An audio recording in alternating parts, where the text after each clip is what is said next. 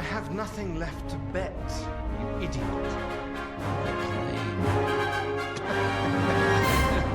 It's rich. Oh, why the hell not? I've got you beaten anyway. What have you got?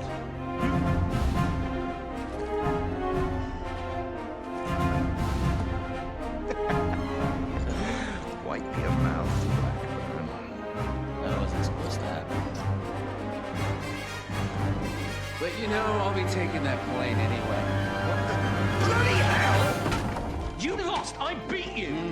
The thing is, Rackham, it's a very beautiful aeroplane, and you're kind of a jackass. I beat you fair and square, goddammit! Stay the hell away from my kind! Oh, you bastard! You can't do this to me! I beat you! I beat you! Adım Clyde Blackburn. Ben bir pilotum ve kumarbazım. Eğer benden en büyük hatamı söylememi istersen, sana pek de dürüst bir insan olmadığımı söylemem gerekir.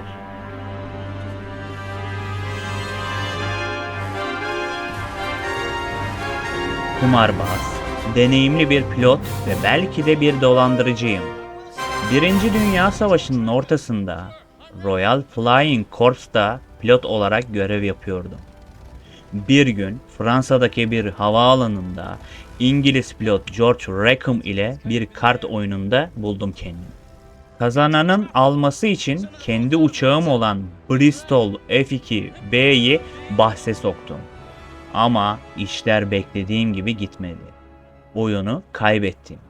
Fakat Rackham'ın sol bacağını önceden sandalyeye bağlamıştım. Bu yüzden onu geride bırakıp uçağa doğru yola koyuldum.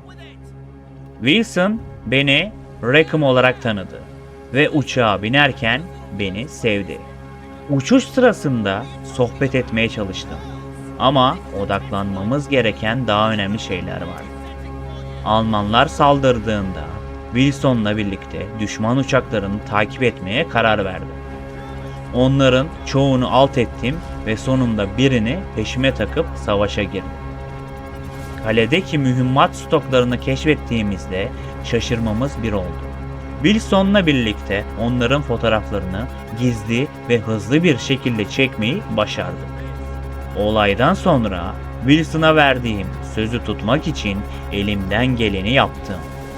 Karargaha geri döndüğümüzde Wilson'a yardım etmek için her zaman burada olduğumu söyledim.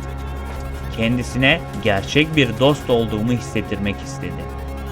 Bu arada memurun ofisinin dışında yaptığımız konuşmayı duyduğumu fark ettim ve beni harika bir pilot olarak nitelendirdiklerini duydum.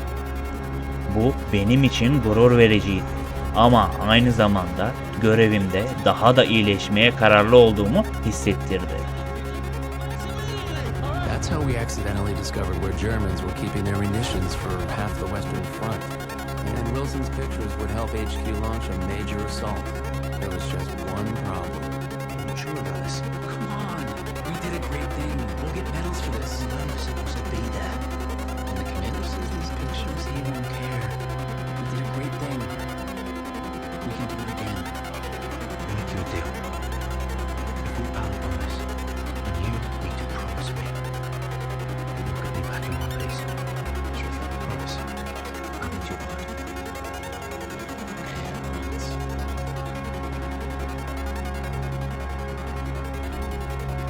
Stay here. And don't cause any trouble. You know, I did like the guy. He was kind of naive. Sir, you might want to take a look at these. Saints alive, your man must be One hell of a pilot. Wilson'la birlikte kaledeki stokları yok etmekle görevlendirilen bombardıman uçaklarıyla birlikte bir eskortluk görevine katılmak için yola çıktık. Havada sinek gibi uçan savaş uçaklarına karşı kaos dolu bir savaş öncesi sessizlik söz konusuydu. Görev boyunca Almanların baraj zeplinlerini, uçak savar kamyonlarını ve bombardıman uçaklarına saldıran savaş uçaklarını teker teker yok ettik. Sonunda bombardıman uçakları kaleyi ve içindeki tüm mühimmatı yok etmeyi başardı.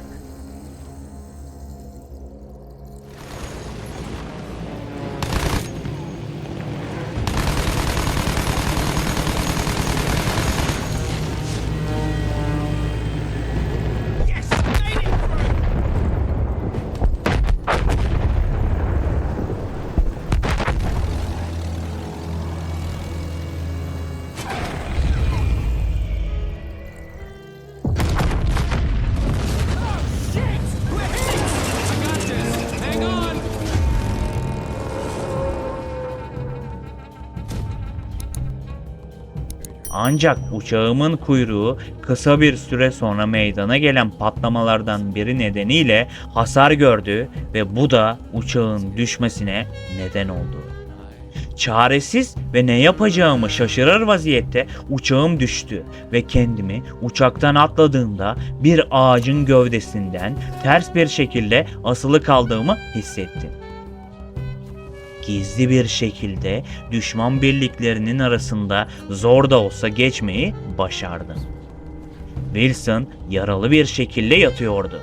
Onu öldürüp yoluma devam mı etmeliydim? Yoksa onu kurtarmalı mıydım? Kafamda deli sorularla birlikte ilerlemeye devam ediyordum.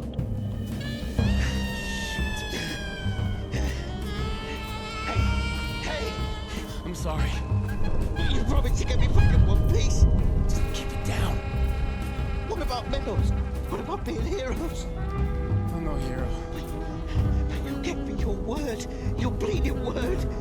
So either you're a decent bloke who's gonna help me, or you're a liar, you're a little bastard. Who'll look me in the eye and finish it.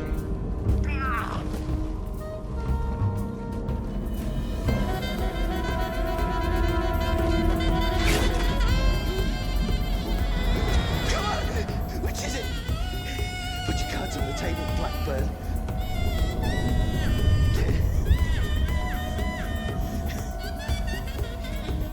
You're not George Rackham, are you?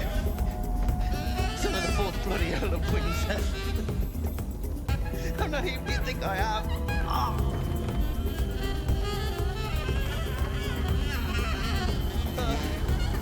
Let's get out of here.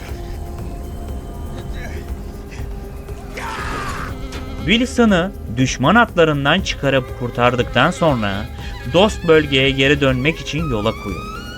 O yaralıydı ve onu kurtarmak için elimden geleni yapmalıydım. İçimde bir çatışma yaşadım. Ne yapacağımı bilemedim. Wilson'ı geride bırakmak istiyordum. Fakat o bana verdiğim sözü hatırlattı. Ayrıca benim gerçek kimliğimi biliyordu. Wilson'ın istediğini yerine getirmeye karar verdim ve onu kurtarmak için bir yol bulmalıydım. Kendime sorduğum sorulara cevap bulamadım. Ama biliyordum ki dostum Wilson'ı kurtarmak için elimden geleni yapmalıydım. Wilson'ı kurtardıktan sonra ona yönelttiğim sert sözlerin nedenlerini sorguladım. Belki de içimdeki nefret ve korku ona karşı olan öfkemi besliyordu. Ancak derinlerde ona olan bağlılığımı ve onunla olan dostluğumu koruduğumu biliyordum. Sonuçta savaşın ortasında dostluklarımızı korumak ve birbirimize destek olmak önemliydi. Wilson'ın hayatta kalması benim için bir zaferdi ve bundan sonra birlikte daha güçlü olacağımıza inanıyordum.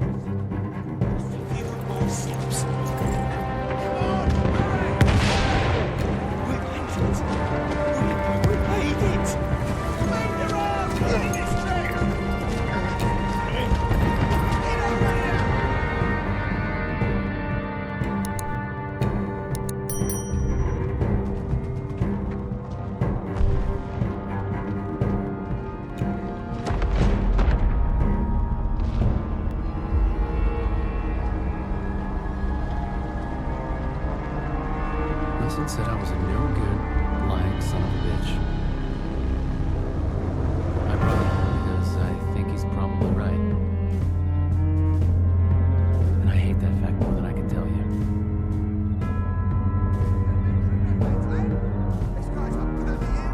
No, he's nothing of the sort. He's a cheat, a thief,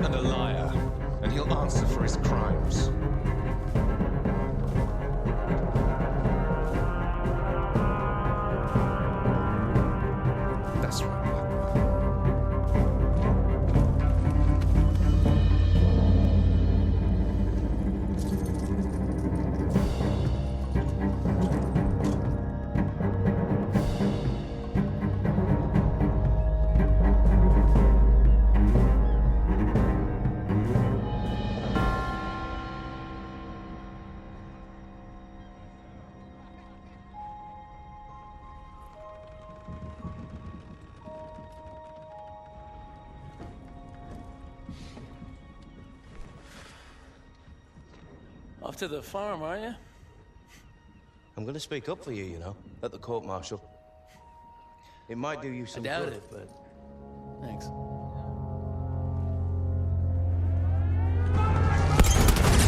Wilson, with me. I need a gunner. Over here. I'll do it. Raccoon, let me help. You don't deserve to fly. Wilson, if I'm gonna die up there.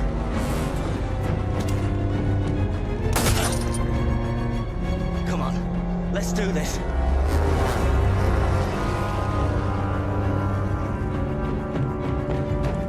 You sure you don't want to sit this one out? Not a chance. You owe me a bloody medal. Savaşın ortasında birbirimize güvenmek ve birlikte hareket etmek hayati önem taşıyordu. Wilson'ın inancı ve dostluğu beni motive etti. Artık onun yanında olmak ve birlikte savaşmak için hazırdım. Bu sadece savaşta değil, dostluklarımızı da test eden bir an oldu ve beni Wilson'a olan bağlılığımda daha da güçlendirdi. Bu trajik olaydan sonra Wilson bana bir şans daha verdi. Beni serbest bıraktı ve düşman uçaklarıyla savaşmak için bir Bristol F-2B'ye binme fırsatı verdi. Uçağa atladığımız gibi havanın hakimi sadece biz dercesine uçmaya başladı. Artık her şey namlumuzun ve uçağımızın kanatlarına bağlıydı. Alman zeplinlerinin şehri bombalamak için yaklaştığını fark ettikten sonra hemen müdahale etmeye karar verdik. Wilson'la birlikte çalışarak birkaç Alman uçağını ve bombardıman uçaklarını teker teker düşürdük. Ancak bir zeplinin tepesindeki uçak savar silahlarından biri uçağımıza ateş açtı ve hasar gördük. Kontrolümüzü kaybettik ve zorunlu bir iniş yapmak zorunda kaldık. Hem de devasa büyüklükte olan 2 bombardıman zeplininden birinin üstüne çakılmıştı.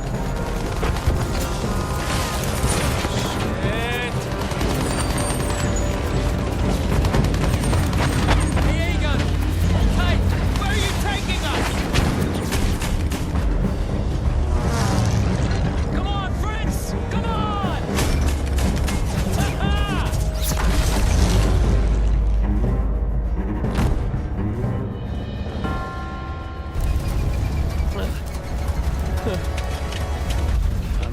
I'm gonna die up there. You and your big mouth.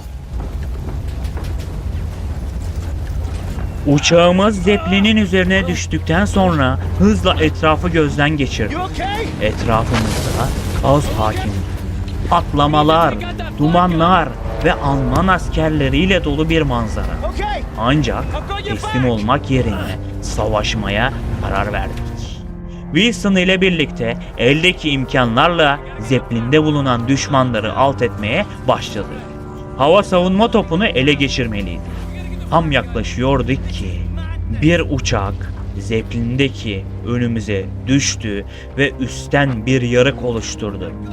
Ayağımı bastığım yerin çöktüğünü hissettim. Zor bela tutunup aşağıdaki demirlerde ayakta kalmayı başardım. Stay out here. Keep moving.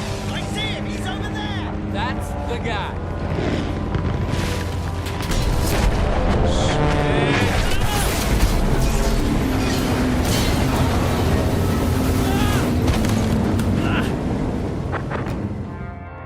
Kafamı döndürdüm. Wilson yukarı çıkmamın bir yolunu bulmamı söyledi ve cesur olmam gerektiğinin farkındaydım. Labirent gibi olan zeplinin koridorlarından geçmeyi başardım ve yukarı kıvrılan bölümden hava savunma silahını kontrol eden düşman askerini vurmayı başardım. Artık etraftaki pis uçakları teker teker indirebilirdim. Derken diğer devasa zeplin yanı başımda belirdiğini gördüm. Koca mermileri adeta ona yutturur bir şekilde tetiğe basmaya devam ettim. Ortam olağanüstü bir patlama nidalarıyla doluydu. Derken aşağılık bir düşman askeri arkamdan çıka geldi.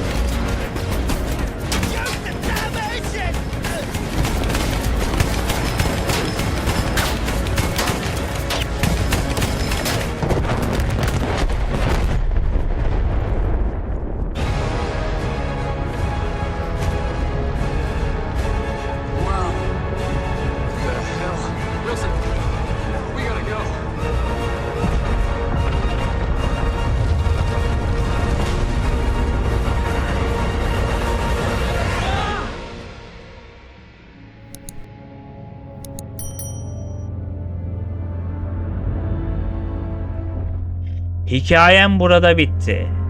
Başka birini kurtarmak için kendi hayatını riske atan bencil bir adam başkasını kurtarırken kendini de kendinden kurtarmıştı.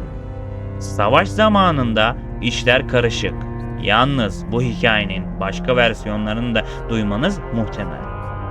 Uçak çalan, kendi arkadaşını öldüren, asi bir pilot, Batı cephesinin yarısını yalan söyleyerek, hile yaparak ve adam öldürerek geçti. Askeri mahkemeden bir hava baskını sayesinde kurtuldu.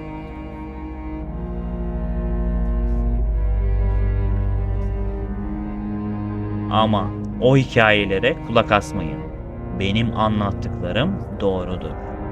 Doğru olmasa anlatmazdım, değil mi? Ben Clyde Blackburn.